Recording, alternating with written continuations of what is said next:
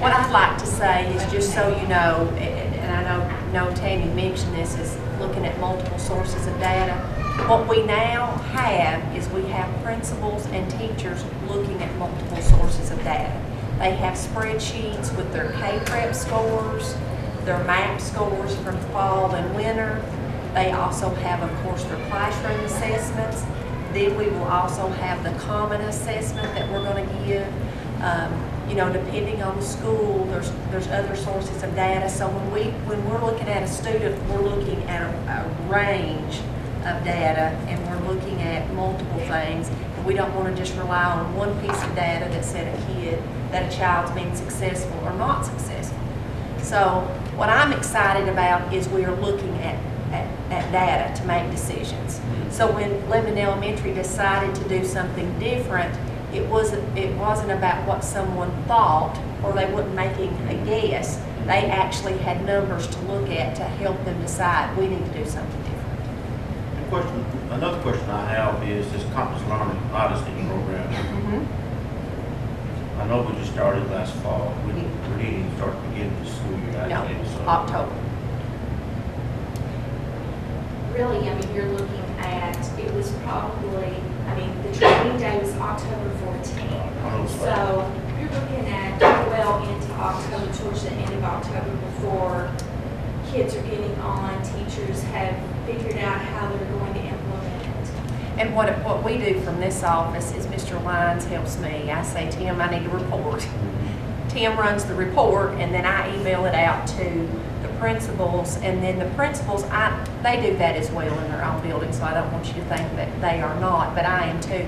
They can actually get on there and they can see if we have 55 students in a grade level at a school, they can look to see how many minutes those children are on Compass Learning, and also not just the minutes, because if you remember you went to the training with us, it's not just about the minutes that they are on Compass, but are they being successful in those minutes. So if you'll remember those reports, I put it out there, and I put everyone's out there. So everyone has to look to see how they are doing, not just internally, but Mr. Farmer, when he was at Lebanon Middle School, could say, how's my school doing compared to St. Charles's schools doing? So we're looking at the data, and I keep it out front. We do the same thing with attendance.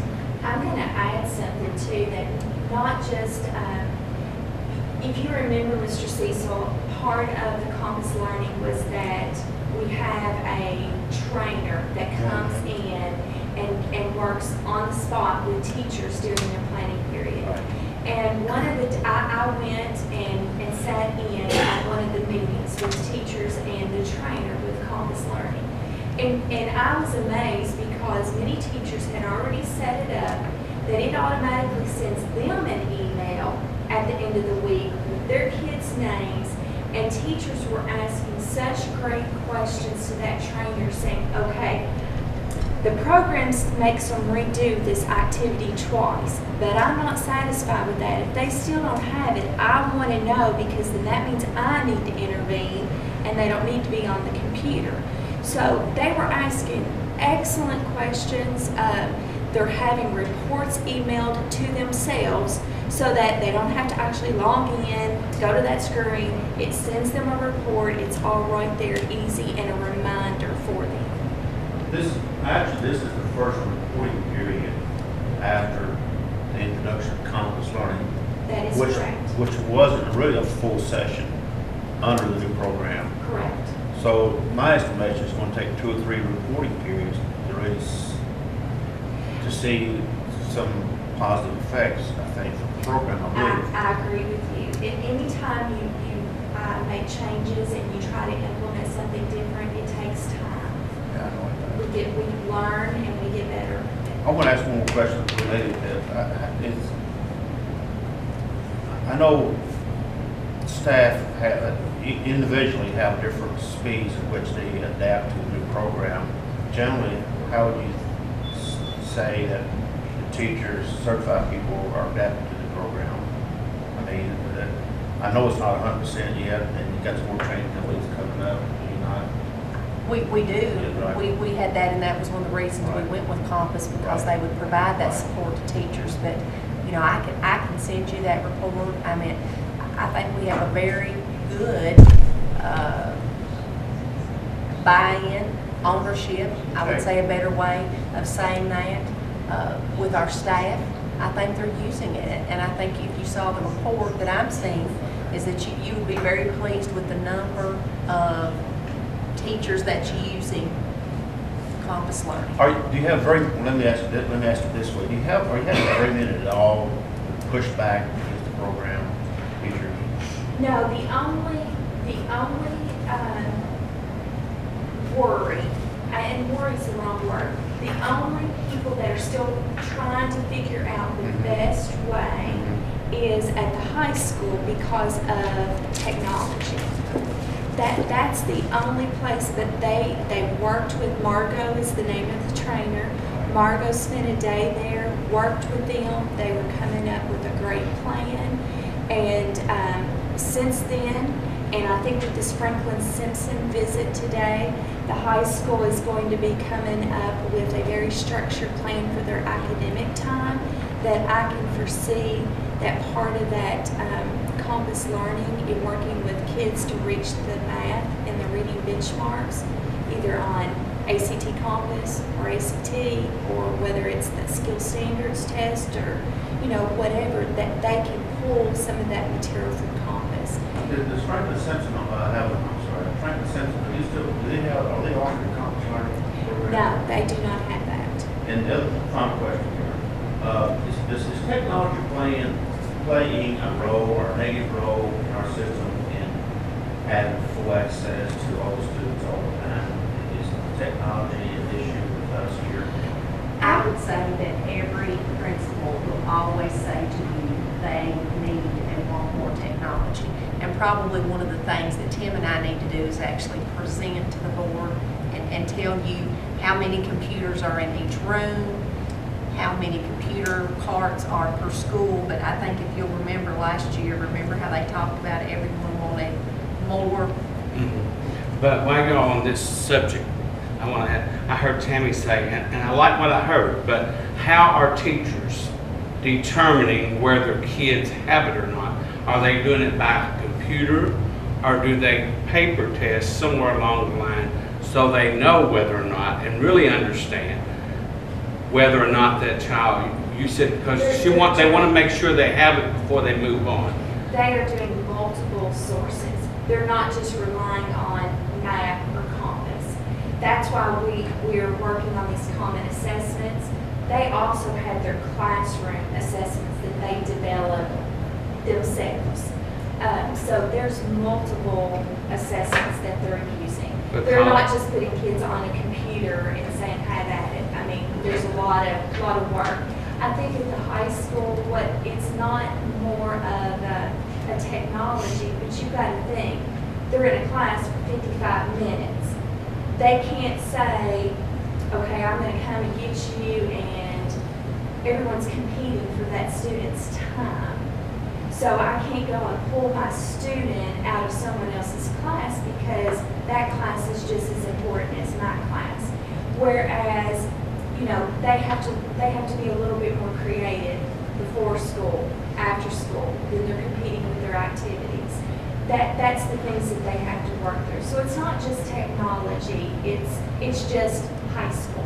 You know, Well, I just that- wanted to make sure we weren't depending totally on that computer. Because what you said, even what you said up here, I even like about, you know, if they haven't got the math when they leave elementary school, or if they're way behind elementary school, they're just going to fall further and further behind as they go on through. If they don't get the concepts, whatever that is that's being taught at that time, if they don't get it, then they lose out, I think, all the rest of the way. So that's the reason I'm asking. And sometimes, I think sometimes we get to the point where we depend too much on the technology. And maybe we need more, I call it a paper test or something, where there's something that you look at and you know whether or not. I think that there's a nice balance between Okay. both. I really do. That's my question. Thank you, Ms. Dean. Item 18 is the drug testing report from Mr. Lyons. Okay, I was asked to present to you about the status of the drug testing for this year. We're halfway through the year, so we're basically halfway through with the drug testing that we have to do. We do 50 students at a time. I'll kind of review how that process works. There's a pool that all of the students that are either driving or in some sort of curricular activity, extracurricular activity, are in. The company will send us a random number. We'll give them how many students we've got in the pool. They'll give us 50 random numbers plus 15 alternates. I'll compile a list based on that, and then we will pull those students out, 50 of them, and have them tested. Then that information is then sent off, and we get the results back. We've done August, September, October, November tests. We didn't do December. We'll pick up again with January to get the winter sports. February, March, April, and May. So we still have 5 to go this year. And that's pretty much where we stand. At the end of the year, I'll be able to give you more. I just recently took over this project from Mr. Hall, so at the end of the year, I'll be able to give you more information about statistics on it. But right now, I'm just telling you how many times we've done it and how many times we have yet to do it. Okay.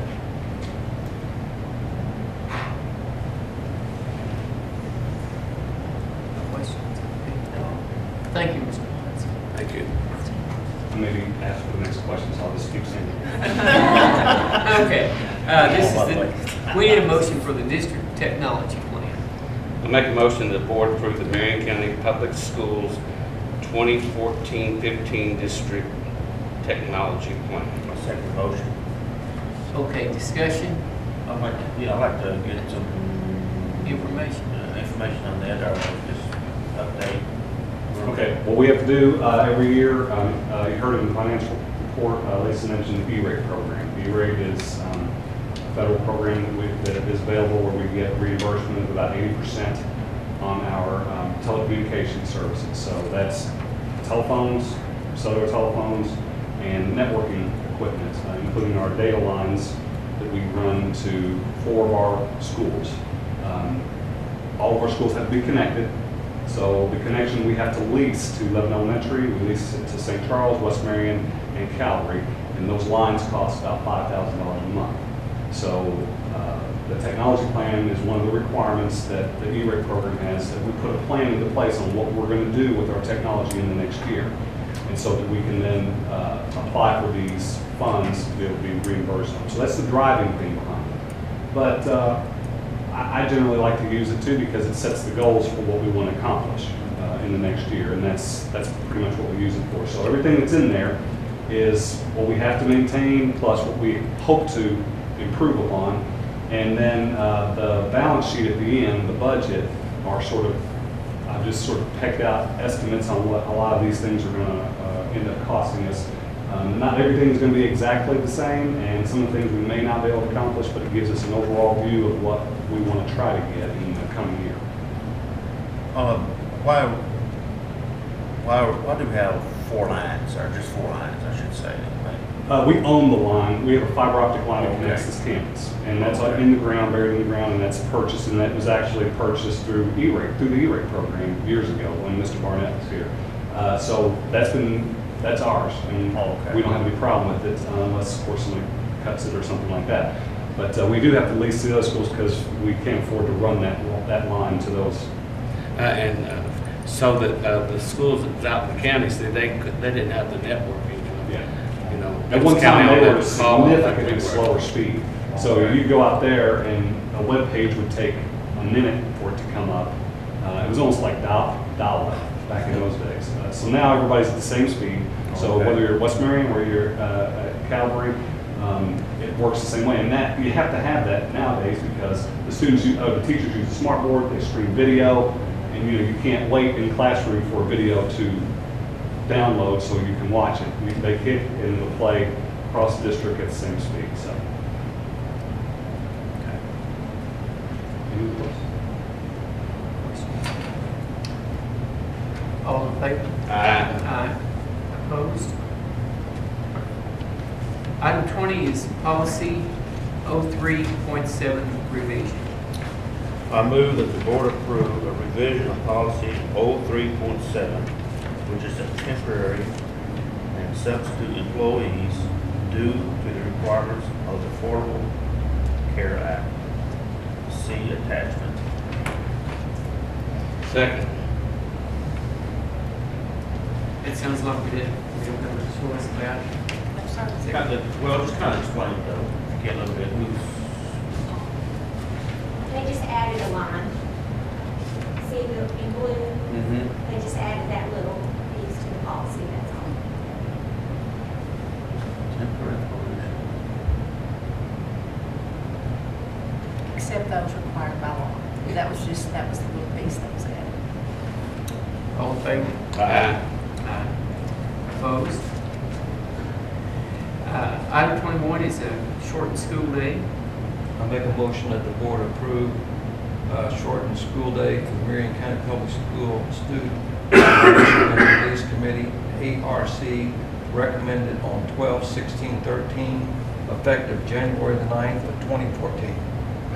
I second the motion. All in favor? Aye. Aye. Opposed? Item 22 is February 17th as makeup day. I move the board approve using Monday, February 17, 2014, as a makeup day for school attendance. Schools were dismissed on January 6th, 7th, and 8th due to extreme cold temperatures. December 6th was a 2-hour early dismissal due to ice and snow. I second. All in favor? Aye. Opposed? And I vote aye too. Item 23 is consent items. I make a motion the board approve the following consent items.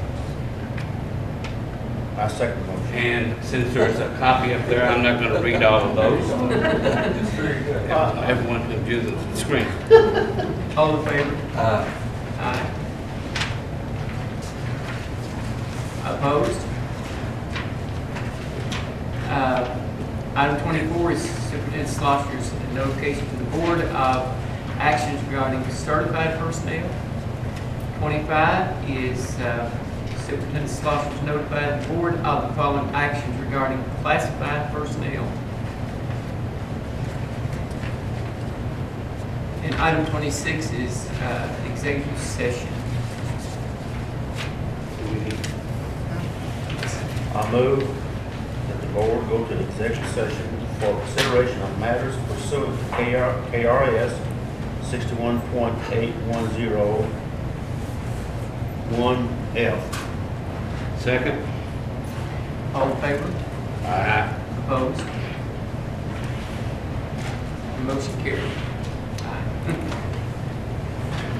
All in favor? Aye. Aye. Opposed? Item 30. I move that, I can do this, don't I? You get to do It's the this. first time. I move the board adjourn at 7:49 p.m. Second. To the next meeting. All in favor? Aye. Aye. This meeting is adjourned. Very good, very good. Very good.